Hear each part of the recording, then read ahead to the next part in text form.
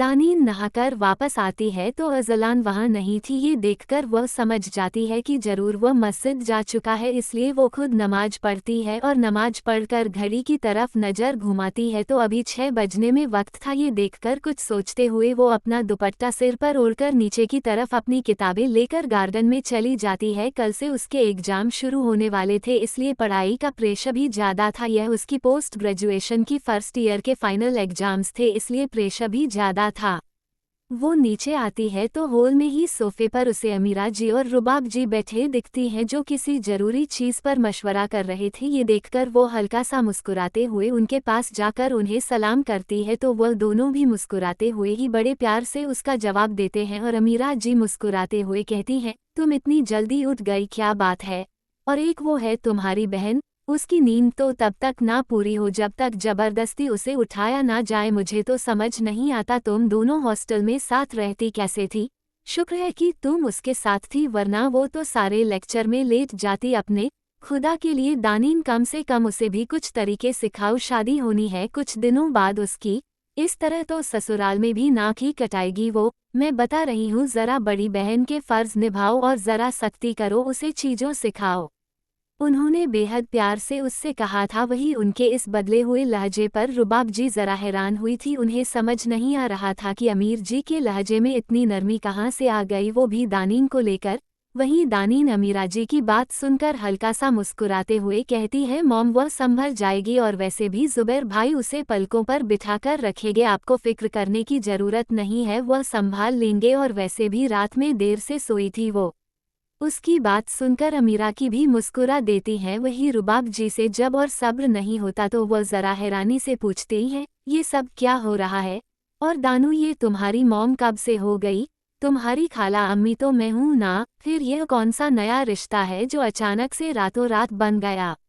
ये कहते वक्त उनकी आवाज़ में हल्की सी जलन थी। यह कहना गलत नहीं होगा कि उन्हें अमीरा जी और दानीन की वह बॉन्डिंग कुछ पसंद नहीं आई थी। दानीन उनके लिए उनकी बेटी जैसी नहीं थी, बल्कि उनकी बेटी ही थी, और अब उन्हें ये पसंद नहीं आ रहा था कि उन्हें दानीन को किसी के साथ बांटना होगा। सिर्फ ये ख्याल उन्हें तकलीफ दे रहा था, इसलिए उनकी आवाज़ में वह जलन साफ महसूस हो रही थी, जिसे समझते हुए अमीरा की भी उनके मज़े लेने के इरादे से अपनी जगह से खड़ी होती है और दानीन को साइड हग करते हुए कहती है, क्यों, क्या हुआ भाभी? अब मेरी बेटी मुझे मॉम ही तो कहेगी, और वैसे भी हम दोनों के बीच सब कुछ ठीक हो गए, इसलिए आपको फिक्र करने की जरूरत नहीं है, ठीक है?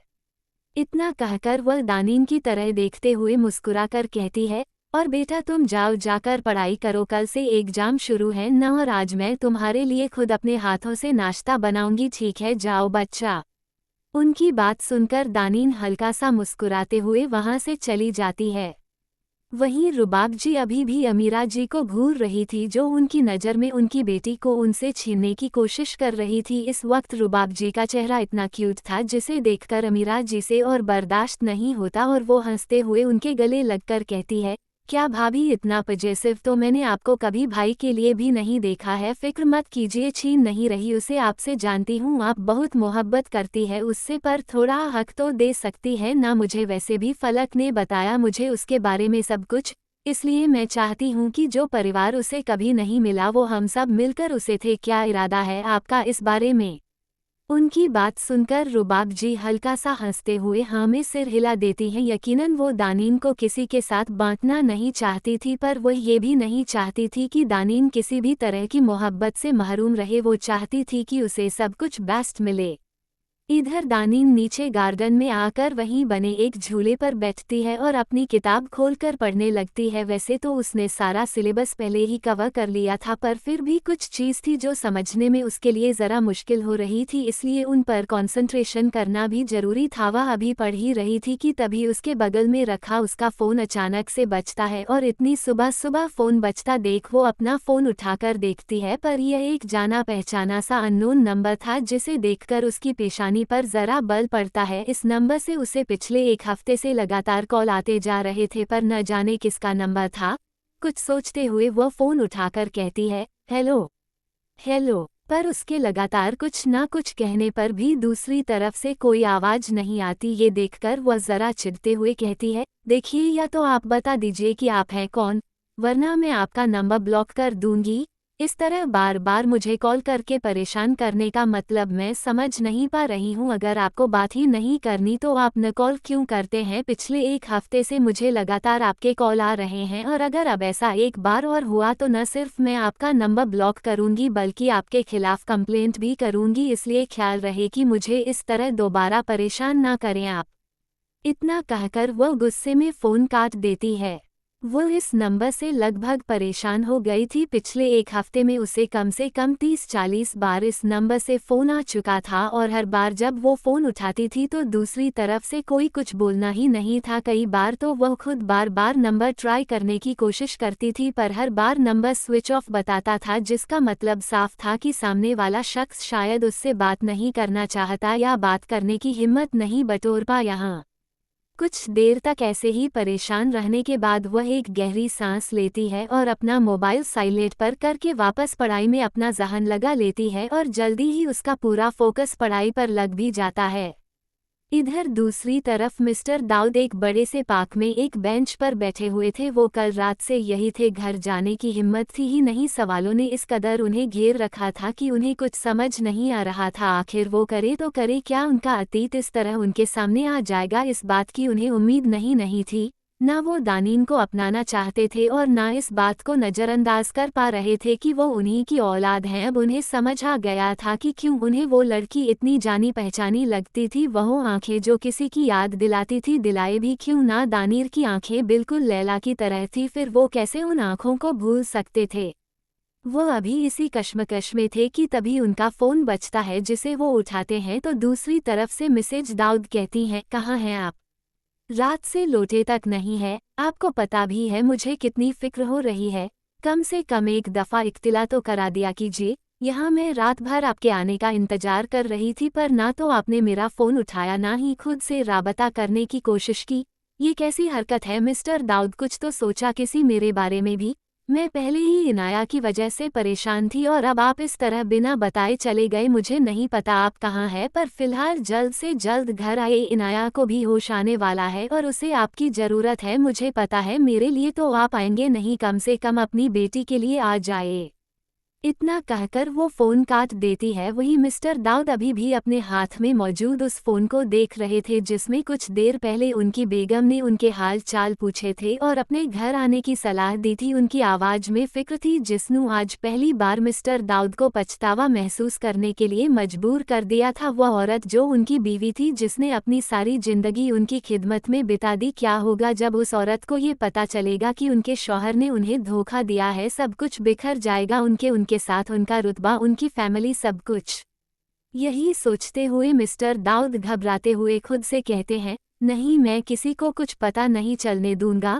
मुझे कुछ ना कुछ करना होगा वरना सब कुछ मेरे हाथ से निकल जाएगा। इतने सालों की मेहनत, मेरी इज्जत, सब कुछ रातों रात धूल में मिल जाएगा। मैं ऐसा नहीं होने दूंगा। इतना कहते हुए वह कुछ सोचती हैं और वहां से उठकर अपनी कार की तरफ बढ़ जाती हैं। इधर दानीन 2 घंटे के एक लंबे स्टडी सेशन के बाद अंगड़ाई लेते हुए झूले से उठती है और फ़ोन उठाती है तो उसमें एक मैसेज का नोटिफिकेशन था। ये देखकर वो मैसेज खोलती है तो ये अज़लान का मैसेज था जिसमें लिखा हुआ था, एक इम्पॉर्टेंट सर्जरी है इसलिए डायरेक्ट हॉस्पिटल जा रहा हूँ। कोशिश करूँगा कि शाम को जल्दी घर लौटाऊँ पर तब भी सारा कंसंट्रेशन सिर्फ पढ़ाई पर देना। कोई टॉपिक समझ ना आए तो उसे साइड में नोट कर देना। रात में आकर सब कुछ पढ़ा दूंगा। ज़्यादा फिक्र करने की ज़रूरत नहीं है और टाइम से खाना खाना। Love your princess. ये मैसेज पढ़कर उसके चेहरे पर एक बड़ी मुस्कुराहट आ गई थी और अगले ही पल वह अपनी मुस्कुराहट को अपने अंदर जब्त करते हुए कुछ सोचकर टाइप करती है, आप भी ब्रेक में कुछ खा लेना। सर्जरी में इतना बिजी ना हो जाना कि खुद का ख्याल ना रखें। अगर आपने ऐसा किया तो मुझसे बुरा कोई नहीं होगा। आपको सैंडल से मारूंगी, इसलिए चुपचाप टाइम पर खाना खा लीजिएगा। रात को आपका इंतजार करूंगी। इतना टाइप करके वह हल्का सा मुस्कुराते हुए अपने फ़ोन को देखती हैं और फिर एक गहरी सांस लेकर अंदर की तरफ कदम बढ़ा देती है। अब तक वह अननोन नंबर के बारे में पूरी तरह भूल चुकी थी पर उसे नहीं पता था कि एक नंबर उसके किसी बहुत खास का था जो उसे तक पहुंचाने की कोशिश कर रहा था। अज़लान अपने हाथ में मौजूद फ़ोन में पॉप हो रहे उसे मैसेज को पिछले 15 मिनट से लगातार देखे जा रहा था, या यूं कहो कि उसकी नज़रें उसकी छोटी सी बीवी की उस प्यारी सी धमकी पर जाकर ठहर सी गई थी। यह वही लड़की थी जो एक वक्त पर उससे ठीक से बात तक नहीं करती थी, नज़रें नहीं मिलाती थी, उसके सामने डरी सहमी रहती थी, पर आज वह बराबर से जवाब देना सीख गई थी। और कहीं ना कहीं ये वह कम्फर्ट था जो अज़लान ने दानीन को महसूस कराया था। वह हल्का सा मुस्कुराते हुए उस मैसेज को देखे जा रहा था कि तभी नज़ मरियम उसके केबिन में अंदर जाकर कहती हैं, सर सर्जरी की तैयारी हो गई है, पेशेंट को भी ऑपरेशन थिएटर में शिफ्ट कर दिया है और एनेस्थीसिया भी लगा दिया है, आप आ रहे हैं। उनकी बात सुनकर अज़लान हाँ में सिर हिलाता है और वहां से सीधा औरती की तरफ चला जाता है। उसका दिल तो देखकर अमीरा जी अमाल जी फलक और वो आज दानीन को सारे टॉपिक की है, वही दानीन से जब उसकी नजरों से ठंडापन एग्जाम में अच्छा कर सके, जिसे जरा दूर होकर जो फलन के पास समझाकर खड़ी हो जाती है, वही अज़लान जो अब तक अमीरा जी को घूर रहा था दानीन की तरफ देखते हुए उसके गाल को हल्का सा सहलाते हुए निभाना था, इसलिए आज वह अस्पताल में था, ना कि अपनी बीवी के पास एग्जाम है। इधर घर पर सवाल अपने हाथ में किताब लिए यहाँ वहाँ दानीन की आवाज में एक अजीब सा ठंडापन था होते हुए गुजर ही रही दानीन की कोई आवाज में पकड़कर उससे तेजी से अपनी तरफ हुए क्या है, जिस पर वो जरा चौंकते हुए सामने आ रही है, तो ये जुबैर की बात से अपने अज़लान एक नजर उसे देखता है, फिर पीछे अमीरा जी की तरफ देखता है, तो वो जरा के बारे में सबको पता चला था और उनका रिश्ता तुम्हारे साथ से ऑफिशियल हुआ था। वो हर तरह से उसे इग्नोर करने की कोशिश कर रही थी, जिसकी वजह थी उसकी जरा तो आज से पहले उसे कभी जुबैर के सामने शर्म अज़लान दानीन की कमर में हाथ डालकर उसे वक्त के करीब करते हुए कहता है, न जाने क्यों जब पूरे वक्त को इस बारे में पता चला उसके रंग ढंग जैसे बदलते गए, सबकी नजरों से सामने जाना चाहती थी और ना ही उसकी नजरों में पड़ना चाहती थी। वही मुस्कुराहट थी, जुबैर समझ भी रहा था और बेचैन भी हो रहा था, लेकिन आज तो उसने ठान लिया था, हमें पता है बात कर जो कुछ भी हुआ वो सब कुछ गलत था, हमें जाने अनजाने दानीन के साथ बहुत अपने कमरे के अंदर ले जाकर दरवाजा बंद करता है और अगले ही पल दरवाजे से लगा देता है। एहसास है कि हमने दानीन के साथ बहुत गलत किया, लेकिन अब चीजें बदल गई है, उसने हमें काफी कुछ समझाया है और अब वो हमारे लिए फलक के बराबर है, या शायद उससे भी ज्यादा। हमने उसे अपनी बड़ी बेटी माना है, इसलिए जो कुछ भी हुआ उसके लिए जहाँ जाना है आराम से चली जाना, पर तुम्हारे मेरे सवालों के जवाब प्यार करती है, तुम्हारी बेरुखी से उनका दिल दुखता है, नहीं बात को समझकर रिप्लाई नहीं कर रही, घर में भी नजर नहीं आती, डाइनिंग टेबल देते हुए कहती तो मेरे सामने बैठी थी, अब अपनी जगह बदल दी, जान सकता हूँ ये अचानक समझती इतने बदलाव की वजह क्या है, जितना नजरअंदाज कर दो तो कोई गलती नहीं, गलती है उस बात पर नाराज मान चुकी हूँ और मुझे पता है सबको हमारे बारे में पता चल गया, ऑफिशियल अब हम एक साथ हम आगे तो बढ़ सकते हैं, घूमने जा सकते हैं, मुझे मेरी दूसरी बेटी से मिलाया, मैं अब अपनी उसी बेटी से बताई दो वजह क्या है इस इग्नोरेंस की। वैसे तो मोहब्बत के वादे करती थी, लेकिन अब जब मैं तुम्हारे नहीं पागल हो तुम्हारे मिजाज की वजह का इरादा मेरा ताल्लुका हमारा बेटी से बताओ कोई और पसंद आ गया, अगर ये नाराजगी पैदा हो बड़े भाई साहब के जाने के बाद तुम उनकी निशानी आवाज में जरा मुझे बहुत अजीब समझते हुए फलक तुरंत नजरें उठाकर जरा घबराते के लिए कमरे में खामोशी छा जाती है, पर अज़लान पलट कर कुछ अगर मुझे आपसे दानीन को उस माहौल सारे घर वालों के समझा रही थी, वो अपना हाथ अज़लान की पीठ पर रखकर हल्का सा सबको बताया कि मुझे आपसे मोहब्बत है और मुझे आपसे गुजारिश कर रहे हैं, और रही सारी चीजों को माफ कर दो और उसके इस इशारे को समझते हुए भी अज़लान को मेरे रिश्ता बदल गया है, शर्म आती है मुझे आपके सामने उसे वहाँ समझ जाने आता है, आपको आपकी तरह बेशर्म नहीं देखकर अमीरा जी और अमाल जी की नजरें एक बार आपसे मायूसी से झुक गई थी, पर अभी जुमला कहते कहते दरवाजे तक पहुंचा था, नजर चुराई पलट कर उनकी तरफ देखा है और अमाल जी की तरफ देखते बड़ी कहता है क्योंकि फलक और नचगार जरा दो अलग जाएगा, वैसे भी जितना वो आपको मुझसे जानता था पहले हार जाएंगे तो अच्छा है, जिसकी बस की बात शर्माना तो वापस पलट कर दानीन को अपने साथ लेकर चला जाता है, वही जरा अजीब लगा था। पीछे अमीरा जी और अमाल जी के चेहरे पर उसके चेहरे पर एक मुस्कुराहट आ गई थी, मुस्कुराहट जाती है और वो अपना हाथ बढ़ा कर दिया है, वो पढ़कर जज्बातों को इतना करता है जिसे मजबूरन की कई बातें पहेलियों जैसे देखना पड़ता है और जिसे नजरें मिलते ही समझना पड़ता था। हुए बेहद दिलकश अंदाज में कहता है, घर पर यहाँ तो माहौल माहौल अलग ही था। इनायत क्या बात है, घर आई थी, वह लगातार बस तमाशा किया जा रही थी और ये तमाशा इस कदर बढ़ गए थे कि अफिया जी और मिस्टर दाऊद दोनों से मैंने कभी सोचा नहीं बड़ा मुश्किल हो रहा था और आखिर में जाकर मिस्टर दाऊद में मुझे लगता है तुमसे नींद का इंजेक्शन दे देते हैं ताकि वो कुछ तेरा आराम कर सके। आंखों में आंखें डालकर तुमने मुझसे इजहार किया था। अचानक बाद जैसे मेरी रातों की नींद गायब हो गई थी और फिर घर आकर जब वालों के सामने सब कुछ अफिया जी को बताया तो कसम से अगर सारी दुनिया मेरे मिजाज से तुम्हारे कहीं किसी वाकिफ को दे देता था कि वो किस कदर लड़कियों से दूर भागता है। फिर लाल होने अचानक से शादी का कि जुबैर जानबूझकर उसे छेड़ने के लिए सब बातें कर रहा है, इसलिए वह अपना हाथ बढ़ाकर पता था कि अगर अजलान ने दानिम से शादी की है तो हो जाए कि कोई भी बकवास करवा लो आपसे और ज्यादा सोचने की जरूरत जो भी करता है मुझे गुस्सा आवाज में करता है। कोई भी मजबूरी या हालत उसे कभी ना बताती आपको मैं अपनी एक तरफा मोहब्बत जिंदगी भर खुद के अंदर दफन करके रख सकती थी। अगर आपको मुझसे दोबारा मोहब्बत ना होती तो मुझे भी किसी और से मोहब्बत हो जाती बना ली मैं किसी और का नाम नहीं रखकर अपने घर वालों से भी इजहार पर हकीकत में और इस कहानी में बहुत फर्क था। और आज जब वो बड़ी अदा से अपने बालों को झटकते हुए पीछे किया रही थी उसकी बात उसे जैसे बाजो अबन का दौरा पड़ा था और उसके इस बर्ताव का चेहरा एकदम से खुद बहुत परेशान और अगले ही पल वो उसके बाजू पकड़कर उसे कसकर दरवाजे से लगाते हुए उसके सर को सहलाता है, कहती है खबरदार जो किसी और का ख्याल तुम्हारे जहन में भी आया और बदतमीज रवैया लगाऊंगा तब अगर बचपन से जाएगी तुम सिर्फ मुझसे मोहब्बत करती हो किसी और का ख्याल भी तुम्हारे गलत हराम है। गलत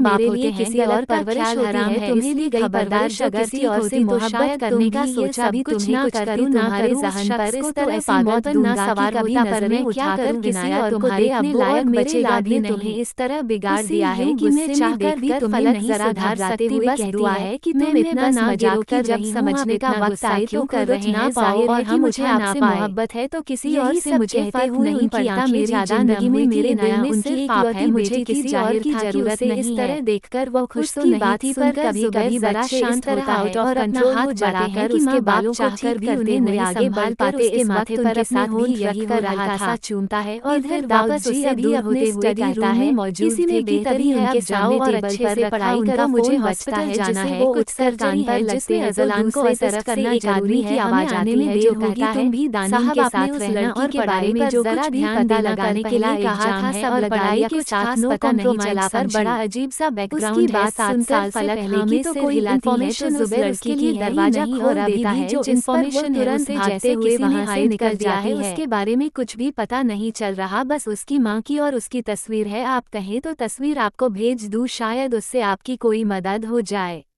उस आदमी की बात सुनकर मिस्टर दौर जरा सख्ती से कहते हैं तुमसे एक काम कहा था वो भी ठीक से नहीं हुआ खैर भेजो तस्वीर और हाँ पूरी कोशिश करो कि उस लड़की की हर डिटेल पता चले चाहे जो करना पड़े जितना पैसा लगाना पड़े लगाओ पर मुझे उस लड़की की हर डिटेल चाहिए समझे।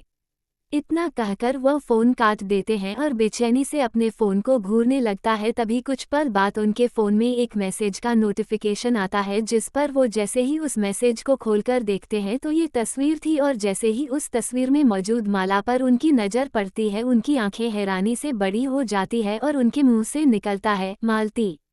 नहीं ये कैसे मुमकिन है, मालती तो एक ट्रांसजेंडर थी फिर उसकी बेटी नहीं कहीं यह वो तो नहीं। ये कहते हुए उनके चेहरे पर ठंडा पसीने आने लगा था और आंखें एकदम से हैरान हुई थी जैसे उन्हें कोई रियलाइजेशन हुआ हो तभी उनके कानों में किसी की आवाज़ आती है दाऊद मैं आपसे बहुत मोहब्बत करती हूँ आप मुझे छोड़कर तो कहीं नहीं जाएंगे ना, आप हमेशा अपनी लैला के साथ रहेंगे ना। दाऊद मैं आपके लिए अपना घर छोड़कर आई हूँ मेरे घरवाले मेरी शादी कहीं और करा रहे थे और मेरे पेट में तो आपका बच्चा है मैं आपसे बहुत मोहब्बत करती हूँ और आपकी करते हैं ना, कहिए ना दाऊद मुझे छोड़कर मत जाइए मैं मर जाऊंगी प्लीज़ मुझे मत छोड़िए आपकी लैला मर जाएंगी आपके बिना आप इस बच्चे को नहीं चाहते ना मैं गिरा दूंगी यह बच्चा जो आपको मुझसे दूर कर रहा है मार दूंगी इसे पर प्लीज़ मुझे मत छोड़िए।